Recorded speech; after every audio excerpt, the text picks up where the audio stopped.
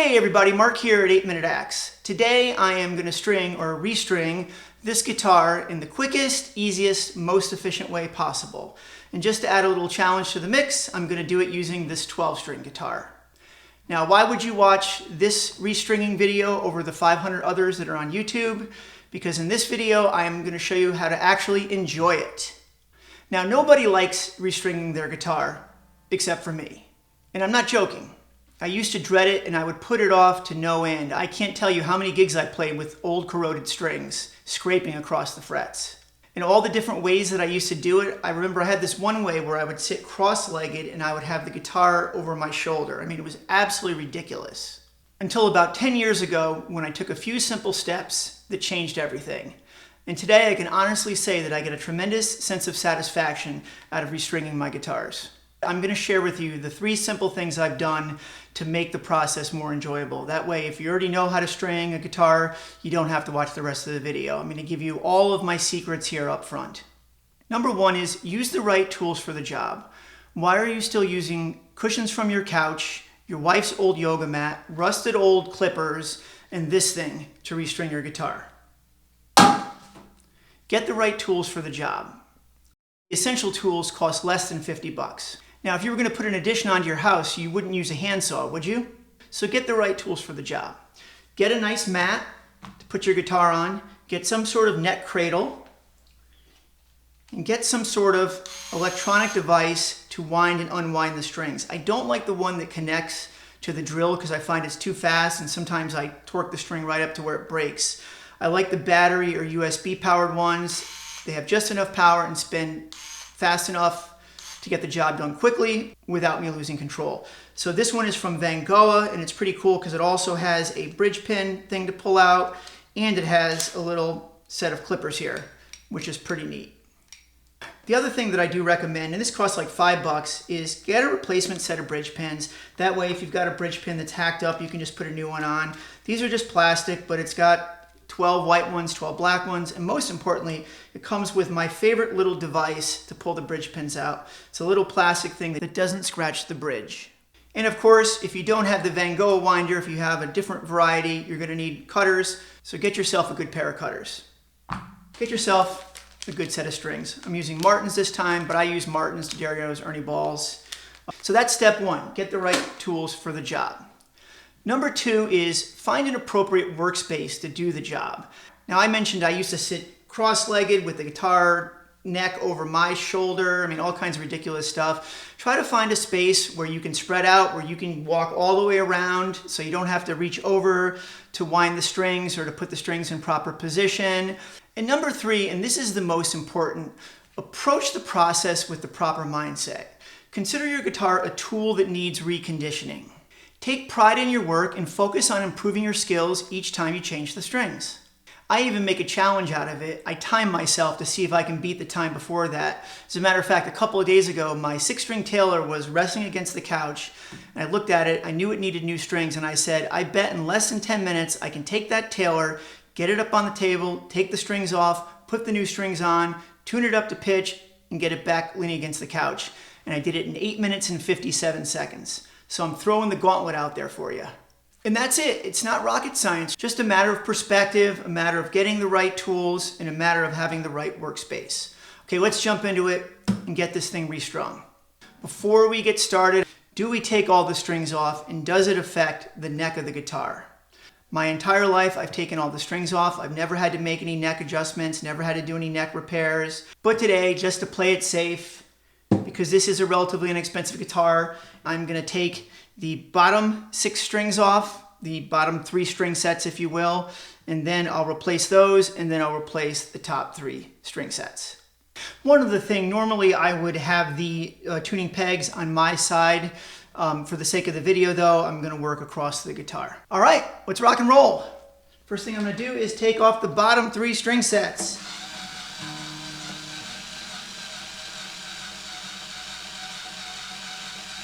All right, I guess I can tell some guitar jokes while we're doing this. What do you call a guitar player without a girlfriend? Homeless. I don't have a lot of guitar jokes, so you're just gonna have to bear with me here. I may speed this up. But this whole process shouldn't take more than a couple of minutes.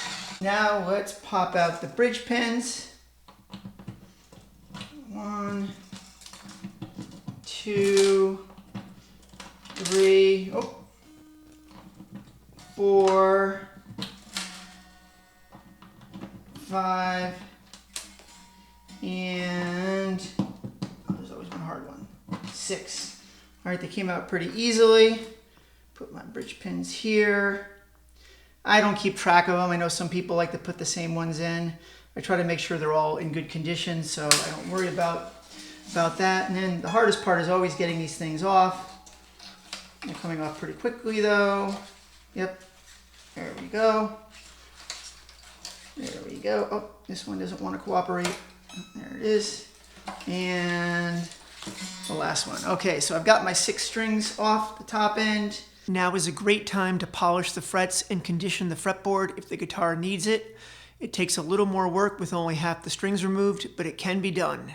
The next step is to get the new strings on. So what we're going to do is we're going to open up a package of Martins. And we're going to take them out.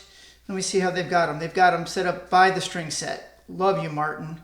Okay, so this is the E, the A, and the D. That's all we need for now. So we're going to take the E out, the 2 E's, let them unwind. We're going to get them set up in their respective seats. Make sure that you're putting the right string in you're putting the right string in. Make sure you pull it tight. Don't forget the important step. Pull it tight. Put it in and pull it tight. You don't want it moving around afterwards. All right. Let me take our next one. And I kind of whip them out, hold on to them by the ball ends. Same thing as before. Grab 2 bridge pins. And I'm going to put that one right there. Pull it a little bit. I'm going to put that one right there. Pull on it a little bit. So far, so good. Get them out of the way. And our D string. And I just throw these out afterwards. All right, same thing. Whoa. And grab my last 2 bridge pins. And I've got my high D, and my low D. Okay, now I've got all my strings on. All right. Okay, now what I'm going to do is go one by one. I always put them on in order from here to here. I just find that's the easiest way. I'm going to take some time with the first one though because I want to show you how to lock your strings. So the first thing you want to do is you want to make sure your tuning peg is lined up. You can use your tool to do this quicker. You want to make sure all the tuning pegs are lined up, basically facing in that direction. You want the whole, it looks like all of them are pretty much already in the right spot. Okay, all good? All good except for that one. All right, so what you want to do is you want to put your string in. You want to pull it tight first. Then you want to give it about the slack of about 2 tuning pegs, I would say. That's about how far I go. Okay, then you're going to put a crimp in it, bend it, always bend it, depending on what side you're on, you're always going to bend it in towards the headstock, underneath, okay, make sure you're still holding onto the string, and around, pull it tight, pull it up and over, okay, that's how you lock your string, like that, okay, with tension still on it, we want to start winding it and get it up to pitch. And you want to make sure that it's winding down, obviously going lower each time around the peg. And I probably even gave this one a little too much. You could probably go just one. But there we go.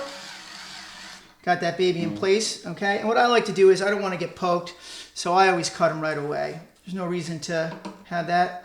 And I cut them right down near the end. All right, that one's in. So now we do the next one. So I'm going to show you again in case you didn't get it the first time. So we go through the peg. Obviously, because I'm on camera, I'm doing it slower than I normally do it. I want to pull it through all the way tightly. Okay. This time I'm only going to give it a little less than before, less slack. You want to go down and under, through, pull it tight, up and over like that. Lock the string in place, hold it right there, and tighten her up.